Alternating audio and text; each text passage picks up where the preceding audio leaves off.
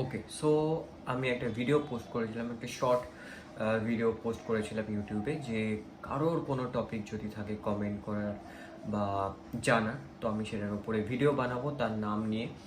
তো ফার্স্ট একটা ভিডিও, আজকে এই ভিডিওটা ফার্স্ট। তো যে কমেন্ট করেছে সেটা হলো হরি শুভঙ্কর, মানে শুভঙ্কর হরিদা, আমার একজন চেনাশোনা দাদা। তো কমেন্ট করেছে, তো এটার ওপরে আমরা ভিডিও বানাবো আজকে। ওকে, সো প্রাইস অ্যাকশন মানেটা কি? ওকে, সো আমরা চার্টে আছি এই মুহূর্তে। প্রাইস অ্যাকশন মানে হলো প্রাইস প্রাইস মানে প্রত্যেকটা ক্যান্ডেল বার যেগুলো আমাদেরকে বোঝায় প্রাইস। আর অ্যাকশন মানে মুভ করা।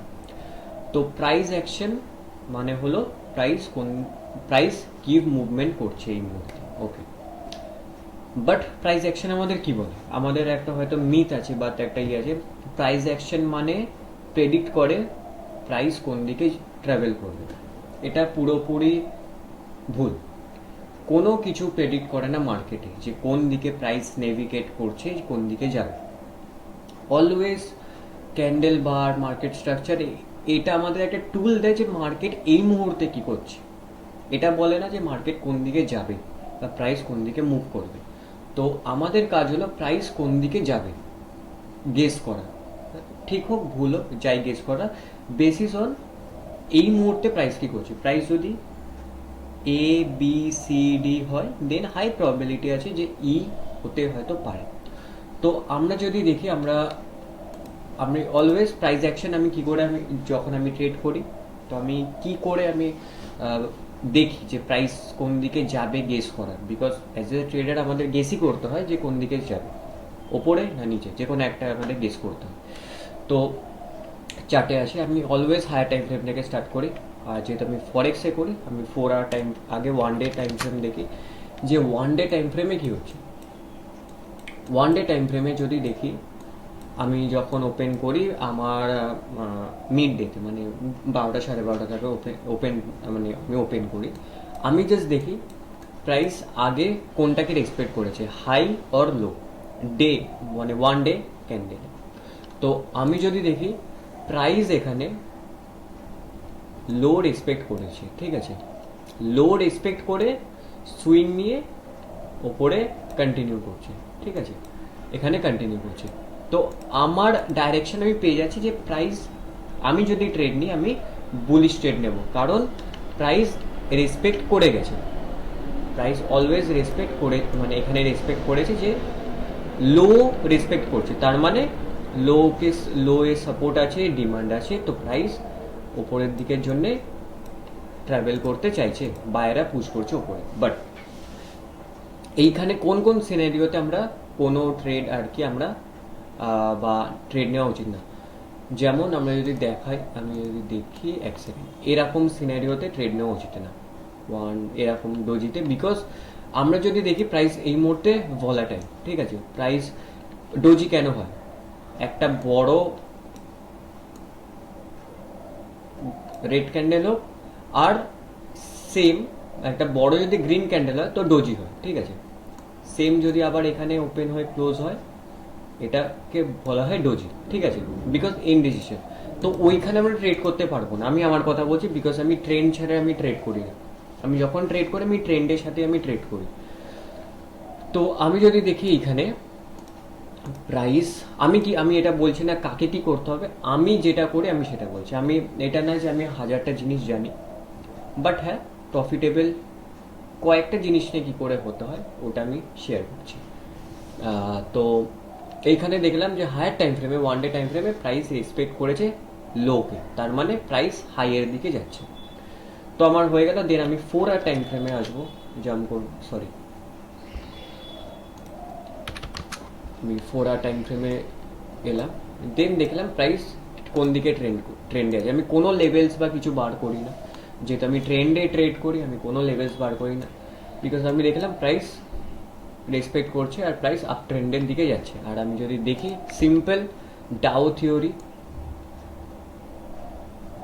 প্রাইস সিম্পল রিট্রেস করছে, আবার হয়তো এখানে দুটো সিনারিও হতে পারে, এরাম নিয়ে এরাম হবে, অর প্রাইস এরাম নিয়ে এরাম করে বা এরকম করে নিচে আসতে পারে, 3-4 ধরনের সিনারিও হতে পারে, বা এরকম করে নিচে এসে ম্যানিপুলেট করে হয়তো ওপরে যেতে পারে, অনেকগুলো সিনারিও হতে পারে। বাট আমাদের কাজ না গেস করা, আমাদের কাজ হলো প্রাইস এই মুহূর্তে কি করছে ওটার বেসিসে আমাদেরকে নিজেদের রিয়েক্ট করা। ওকে, তো আমরা দেখলাম যে আমরা প্রাইস কন্টিনিউয়াসলি আপ ট্রেন্ডে আছে, কন্টিনিউয়াসলি হাফ ট্রেন্ড আর হায়ার হাই হায়ার লো বানাচ্ছে। আমার প্লে বুক হিসাবে প্রাইস অবভিয়াসলি একদম সার্টেন ক্রাইটেরিয়া মিট করছে আমার জন্যে।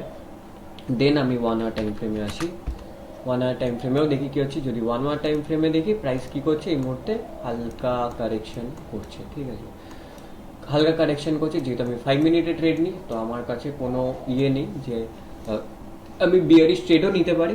বাট যেহেতু বললাম হায়ার টাইম ফ্রেমে যেহেতু লং ট্রেন্ড, তখন আমার খুব লো প্রবাবিলিটি আছে যে ট্রেডটা ভালো কাজ করে। তো আমার হাই প্রবাবিলিটি আছে আমি যদি লং ট্রেডই নিই, ঠিক আছে।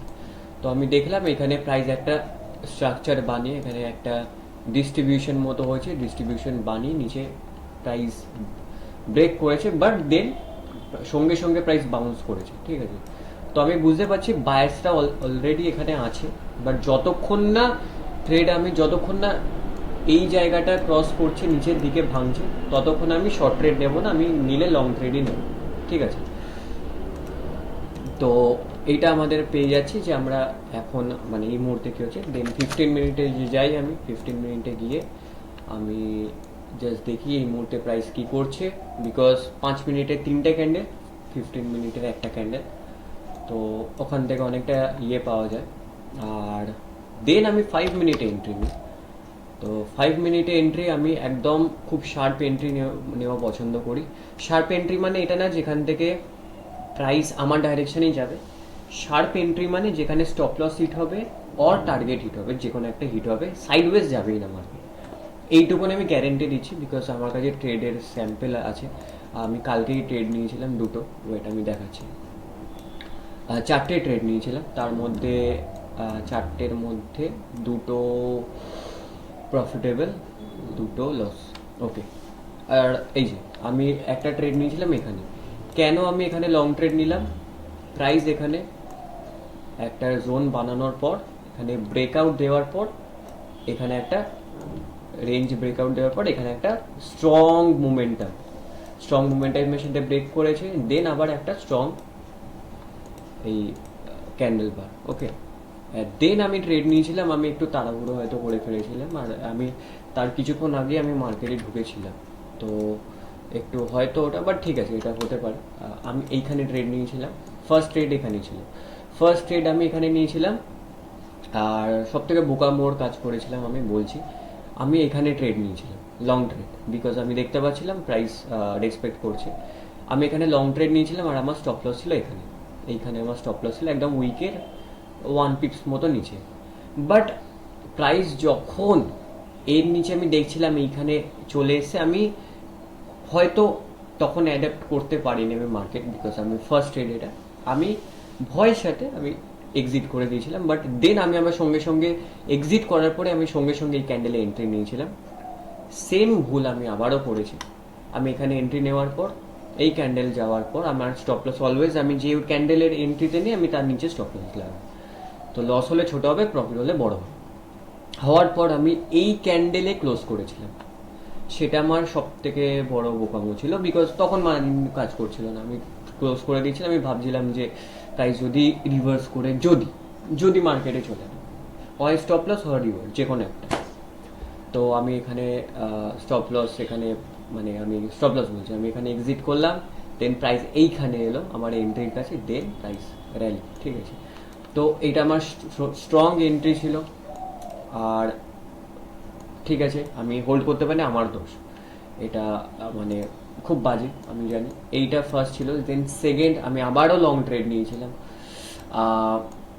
আমি যদি দেখাই, আমি এইখানে লং ট্রেড নিয়েছিলাম, এই ক্যান্ডেলের নিচে আমি এখানে লং ট্রেড নিয়েছি। খুব সুন্দর রিস্ক টু রিওয়ার্ড রেশিও ছিল, আমি যদি দেখি খুব সুন্দর, মানে আমার মনে আছে 125 আমার টার্গেট ছিল।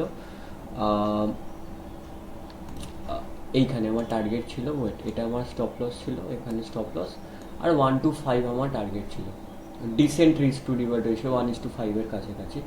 বাট আমার ভুল কী ছিল সেটা হলো আমি এইখানে লং করেছিলাম, বিকজ আমি দেখছিলাম এইটার যে এই ক্যান্ডেলের 50%ও ভাঙেনি, এই রেঞ্জটা রেসপেক্ট করছে। আর ওপরের দিকেই প্রাইস যদি দেখি, প্রাইস ওপরের দিকেই রেসপেক্ট করছে, ঠিক আছে। তো আমার কাছে কনফার্মেশন ছিল, বাট একটুখানি কনভিকশন অতটা ছিল না, এই জন্য পজিশন সাইজিং আমার কম ছিল, এই জায়গাটা ভাঙে। তো দেন আমি এখানে ট্রেড নিয়েছিলাম। আমি এই ক্যান্ডেল দেখার পর আমি এক্সিট করে আমি সঙ্গে সঙ্গে শর্ট পজিশন ক্রিয়েট করি, সঙ্গে সঙ্গে আমার স্টপ লস হিট করে আর আমার ডাইরেকশনেই যায়। সেদিনকে আমি বুঝলাম যে আমি জানি এটা, বাট কিছু কিছু সময় হয় না, তুমি কোনো দিনই সব সময় ঠিক হতে পারো না। আর যেখানে সাইকোলজিক্যালি খুব মানে ডিপেন্ড করে এখানে সাইকোলজি, তো ওই জন্যে। আর এবার ব্যাপারটা হলো আমি কি দেখি, মেন জিনিস এইগুলো তো সিম্পল, আমি ট্রেন্ড ছাড়া ট্রেড করি না। আর ট্রেন্ডের জন্য আমাকে অনেক ওয়েট করে থাকতে, সাইডওয়েজ মার্কেটে আমি 6-7 ঘন্টা চুপ করে বসে থাকি, আমি ট্রেড পাই না জাস্ট, ঠিক আছে। বাট ট্রেন্ড যখন স্টার্ট হয় তখন আমার ডাইরেকশনে যাওয়ার হাই প্রবাবিলিটি থাকে, আর যখন রিওয়ার্ড দেয় অনেক বেশি রিওয়ার্ড দেয়, বিকজ আমি ট্রেন্ডের সাথে আছি, ঠিক আছে। আর আমি শর্ট করেছিলাম, এটা আমার সব থেকে বড় ভুল, বিকজ আমি তখন ভুলেও গেছিলাম মাইন্ডে যে 1 ডে টাইম ফ্রেমে লং ট্রেন্ডে আছে, তো ওটা আমার বলছিল। বাট আমি কি দেখি, আমি দেখি হলো প্রত্যেকটা জিনিস যেটা আমার সত্যিই খুব কাজে লাগে, আমি দেখি প্রাইস হাই আর লোকে কতটা রেসপেক্ট করছে। ক্লোজিং মানে হলো 5 মিনিটে, আমি 5 মিনিট টাইম ফ্রেমে যেতে থাকি, 5 মিনিটে এগ্রিমেন্ট কি হচ্ছে। এগ্রিমেন্ট মানে বায়ার আর সেলারে কি এগ্রিমেন্ট হচ্ছে, যে একটা প্রাইসে তারা এগ্রি করছে।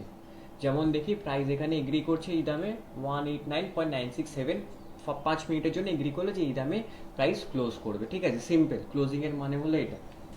বাট হাই লো রেসপেক্ট করছি কিনা, যদি কন্টিনিউয়াসলি আমি যদি দেখি continuously high high high high high ভাঙছে, যদি রেসপেক্ট না করে তার মানে ডাইরেকশন উপরের দিকেই যাবে, ঠিক আছে, ওপরের দিকে যাবে। আর যদি ডাউন ট্রেন্ডে যদি দেখি, ওয়েট, আমি যদি ডাউন ট্রেন্ড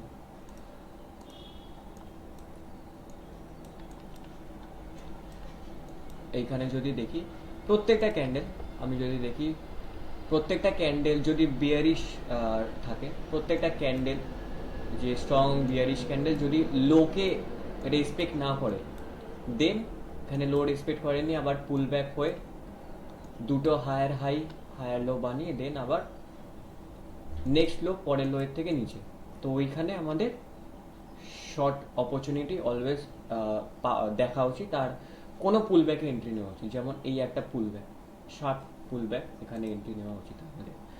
তো আমি জাস্ট এই জিনিস দেখি কোথায় হাই আর লোকে রেসপেক্ট করছে। যদি হাইকে রেসপেক্ট করে, হাই রেসপেক্ট মানে কি, হাইয়ের ওপরে ক্লোজিং দিচ্ছে না, তার মানে শর্ট রেট।